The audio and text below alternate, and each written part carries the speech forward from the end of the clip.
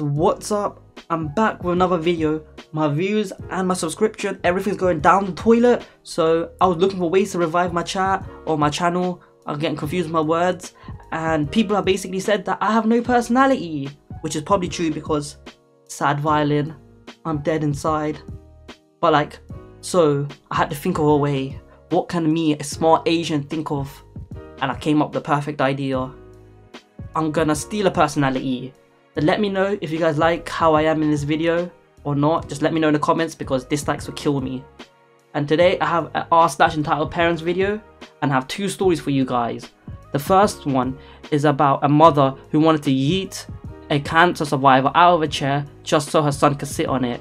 And the second one is about an EM who leaves her child in a store, and when she comes back she realized her child has gotten deleted. Someone took her baby. Find out by watching the whole video. Let's do this. This one's titled, "I don't care if you have cancer, my child deserves your seat." This encounter happened about 7 months ago.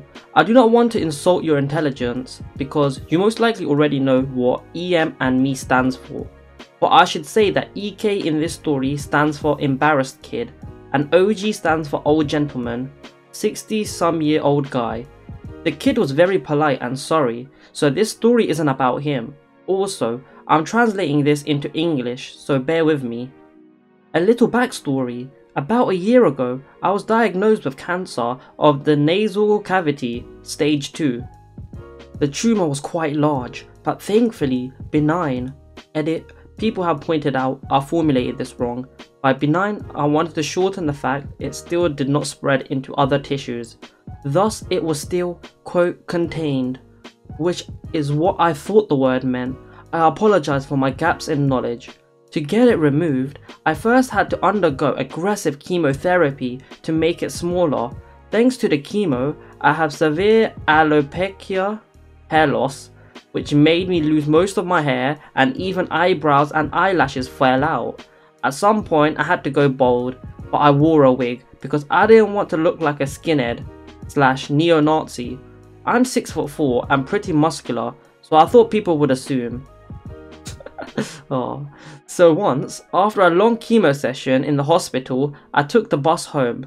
There's only one bus that goes from the hospital to where I live, so I took that one only to see it was absolutely packed. I felt like poop thanks to the chemo, so I asked the middle-aged dude to let me sit. He was very understanding and gave me his spot without complaining. If you're reading this, thanks bro. More like thanks pop. 2 stops later, enter EM, a lovely whale, whoa, with an "I demand a parley with the CEO" haircut and a 12-some-year-old kid. It took her roughly 5 seconds to see a bus was packed, started looking for a free spot, spot me, and started marching. Or in her case, trying to fit in the aisles between the seats while shoving others aside, to me. When I saw her, I knew I was screwed. She then stood next to me and decided to jump on me, to talk to me. This is the conversation that followed. EM, "Hey, could you let my kid sit down?" Me, "You mean me?" EM, "Who else? Dumbo?" Me, "Oh, I'm sorry, but I'm on the way from the hospital," and EM, cutting me off, "So are we." Nonsense. The stop was a few kilometers away from the hospital. "My boy just broke his leg and we're coming straight from the ER." A kid was standing right next to her without any support, clearly embarrassed. Me, "He's standing next to you, completely fine?" EM, "Look, here, boy. I am 21 years old, yo, what the hell? My kid deserves to sit down." Me, "Look, madame." The hell, French up in here. "I'm sorry, but I just got back from chemo session in the hospital and I need to sit down and rest." I then moved my wig a bit to let her see my bald head. EM then straight up yell. Starts straight up yelling in my face. EM, "Stop making excuses and get off the motherfuck See, you skinhead piece of Hey, at this point, I was baffled, fam. I don't know what to say. The kid was trying to make his mom stop, and we had the attention of the whole bus blood. Then she grabbed me and tried to yank my weave off and me off the seat. I held on tight and thankfully didn't fall off. Now enter OG, my lord and savior. OG, will you shut the up, you dumb cow? EM, who do you think you're talking to? OG, over ice cold voice, stop assaulting other passengers or I will be forced to step in. Also, every dumb moron could see this dude has cancer. EM, no, he's just the skinhead. OG, he's got no eyebrows, you twat. Seems like that really offended EM because she spun around on the spot and threw a falcon punch in OG's face. Falcon punch, uppercut. I was shocked and in disbelief. The whole bus was flabbergasted. And the kid probably wished he'd never been born. Bro, I'd love to see a falcon punch. OG then said something unbelievable and got a golden, sweet, calm moment followed. OG, okay, that does it. Harassing passengers on the bus, physical assault against a passenger, and now assaulting an officer, you're in deep trouble, lady. OG then pulled out a badge and told her to stay where she was. Then he pulled out his phone, called someone and told her she was being arrested. I couldn't believe it. OG was a mob co-op. At this point, EM was as white as a wall. The bus had just come to a stop, so she decided she'd make a run for it, but other passengers blocked the way. Lol, cock block. She then also got charged for resisting arrest. Thanks to this, 3 stops later, a police car was waiting for the EM and EK. EK told me he was sorry for his mother's behavior, and I felt really sorry for the kid. He wasn't a bad child, but his mother was a hellspawn. Oh, so sad. I had to pause it just because I was crying. OG then talked to me and asked me if I wanted to press charges, to which I gladly said yes. Took a statement and thankfully was kind enough to let me solve everything on the phone so I didn't have to come to the police station for questioning. In the end, Ian just got jail time. I think it was a few months and some community service. I in return got a good story to tell and the sweet taste of instant karma. Right now, I'm riding the same bus home as I just got back home from the hospital after a checkup, which reminded me of this. A friend who's sitting next to me, or I should say on me, told me I should post it here. He, as much as myself, also couldn't believe that such people exist, but it seems I proved it to him. I should also know that the surgery went well. I was declared cancer-free in November and my hair is slowly returning. Also, I don't need to wear a wig anymore. I know it's bad, but if that was me and I was in a bus, I'm sorry, I'm those type of douches who'd be like, fight, fight, fight, fight, fight, finish him. Cool. Imagine the luck of just falcon punching a police officer. Oh, I don't even blame the lady for trying to run off the bus stop. I'd do the same thing. All fair love and war. Even if it's trying to beat up a police officer. Look at police officer just winding her up, calling her a twat. He just wanted that hit so he could arrest her. This one's titled, EM thinks we're a daycare. Welp, her child is now gone. Bang, and the dirt is gone. I used to work in a small chain of bookstores / stationery shops. We'd sell books, pens, papers, and so on. It was a quirky little store, straight out of a romantic love novel. Or a Stephen King book, if you prefer. I prefer hentai. This happened a few years ago, and I reconstruct it from my memory. While trying to be as accurate as possible, I can't guarantee it. The cast of this play sounds fake already. EM, entitled mother.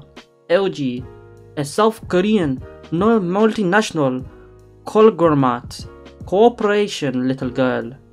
Me, a virtual example of a working class hero just me. ND, nice dad of little girl, the story. EM walks into the store with LG. It's rather early in the morning. EM looks around, asks me if I could watch her child. Me, oh no, I'm terrible with children, sorry. Sounds like me in real life. EM tells me that it's not for that long and I shouldn't be such a fuss about it. I still politely refuse. It's not my job to watch children. Sounds kinda creepy. I'm afraid to do something wrong. Even more creepy. What happens? EM leaves the store. Who do I find hidden in the corner? LG, who seems to be rather shy / fearful. This one's titled, EM thinks we're a daycare. Welp, her child is now gone. Bang, and the dirt is gone. I used to work in a small chain of bookstores / stationery shops. We'd sell books, pens, papers, and so on. It was a quirky little store, straight out of a romantic love novel. Or a Stephen King book, if you prefer. I prefer hentai. This happened a few years ago, and I reconstruct it from my memory, while trying to be as accurate as possible. I can't guarantee it. The cast of this play sounds fake already. EM, entitled mother. LG, a South Korean, no multinational, conglomerate, corporation little girl. Me, a virtual example of a working class hero, just me. ND, nice dad of little girl, the story. EM walks into the store with LG. It's rather early in the morning. EM looks around, asks me if I could watch her child. Me, oh no, I'm terrible with children, sorry. Sounds like me in real life. EM tells me that it's not for that long and I shouldn't be such a fuss about it. I still politely refuse. It's not my job to watch children. Sounds kinda creepy. I'm afraid to do something wrong. Even more creepy. What happens? EM leaves the store. Who do I find hidden in the corner? LG, who seems to be rather shy / fearful. Good you cleared that up because I was gonna think it was a nonce. This happened back in a time ancient before anyone ever had smartphones. Yeah, that's like 10 years ago, mate. The kid obviously didn't have a mobile on it because, you know, kids are it. They're not anything else, they're just things. I suspect the mother also wouldn't. Wasn't too surprised that LG didn't know the number of their landline. Sigh. I'm sighing. What are you gonna do? If something happens to that kid while being in the store and you being the only present employee, you're gonna have a bad time. Especially if I drop the bar of soap. Me. Hey girl, what's your name? LG. Her name. Me. I'm... my name and username. LG. Happy like only kids can be if they did something smart or they knew something. My surname is... insert surname. Now, this rang a bell. I had a good customer with the same surname. It turned out that it's her dad. I didn't get paid enough to babysit. In fact, I didn't even get paid enough to do my normal work. I called her dad at his workplace. Since we saved that number in our system, the call went along those lines. Me. Hi Andy. Here's me from Bookstore XY. Andy. Oh hi. Insert my name. How's it going? I don't remember having any open orders. Me. Yeah, look. Listen. Do you have a daughter? Andy. Confused. Yes. Why do you ask? Because I got her kidnapped. Me. What's her name? I just wanted to ensure it's really her dad and not just a stupid coincidence. If I think now about it, LG told me it's her dad, so I don't know why I wasn't sure. ND apologizes for EM's behavior and tells me he's gonna pick LG up as soon as possible. While waiting for ND, I picked up one of our sale books. Books with damaged books that we tried to sell with a huge discount before throwing away. A picture book from Disney. LG tries to read a little. I read a little. ND arrives. LG runs to him and hugs him, crying that mummy was mean to her. Andy soothes her and thanks me for babysitting her. He gives me a bottle of wine and buys something small from the store. Andy, if EM shows up again, could you not tell her that I picked up LG? Me, what? Come on man, why? Andy, if you don't feel like it, you don't have to. It's rather complicated and you already did so much for us. Andy leaves. In the evening, EM shows up, just to point out she dropped LG at 9. It was 5:45. Jesus Christ. EM, where's my daughter? Me, already chugged about half of the bottle of wine and thus a little boozed. Yeah, what? EM, my daughter, I dropped her in the store and you were here. Me, way too drunk for work, but already decided to go for another job or homeless. Both would have been better. Yeah, what? EM was on the edge, thus I did what I thought was the smartest thing to do. Me, a guy came into the store and picked her up. He seemed nice, gave me some wine for her. At this point, I expected her to explode, attack me, but she just left the store. A few weeks pass and Andy and LG come to the store, both happy to see me. Andy asked me if I got a few minutes. An excuse not to work? Hells yeah! Dude, I know that feeling. Obviously, I took this time for, you know, customer service. Gave LG the same book we've read the last time and had a talk with Andy. EM and Andy were in the middle of a divorce when EM dropped LG at our store. One of the reasons Andy wanted a divorce was that EM wasn't nice to LG. Now, in my country, as a male, it's rather hard to get custody for your child. Where isn't it, dude? No matter what, LG wanted to be with Andy, but that doesn't matter. EM dropping LG in our store was a gift of the heavens. Andy took LG to his sister's overnight. EM pretended that LG was sleeping at one of her friends. Andy wanted to call them just to ensure that LG is fine. EM claimed she dropped LG at LG's friends. Andy fake panicked and involved the police. EM insisted that LG's friend kidnapped LG. Police asked Andy and EM separately and Andy told the police what happened. EM still insisted on her dropping LG at LG's friends. Andy had proof of it being otherwise since he already called the police when he dropped LG at his sister's house. Now, in court, Andy apparently said something like, EM can have all she wants, even my wine collection. I just want to be with my daughter. EM, knowing that Andy didn't have any money left and had some quite expensive wines, agreed. Daughter ended up with Andy, mother paying alimony. What EM didn't know, Andy was replacing his wine collection before the divorce with the cheapest wines he could find at different discounters, gifting away the expensive ones. He knew that EM either is gonna take everything from him or will break his wine collection. We both laughed. I gifted the book to LG, who seemed very happy when EM dropped her. She was shy. Seemed small. Now, she had such a big smile on her face and was curious for everything. She could read much better than a few weeks ago. She seemed like a bird taking off to fly towards the sun. Jesus Christ, you're gonna burn it to ashes. I absolutely hate my job, but situations like these makes me a little bit nostalgic. Somehow I misdirected interactions with customers. On the other hand, I don't. I obviously don't. Nothing makes a bond stronger than 3 people being involved in a somewhat illegal kidnapping. Bonds you for life. Best friends forever. That's the most bizarre thing ever. Imagine, I'm pretty sure this must have been somewhat illegal. I know the dad's her dad, but I don't think he was allowed to take her. I don't even know what you say in this situation. It's just bizarre. And this guy lied.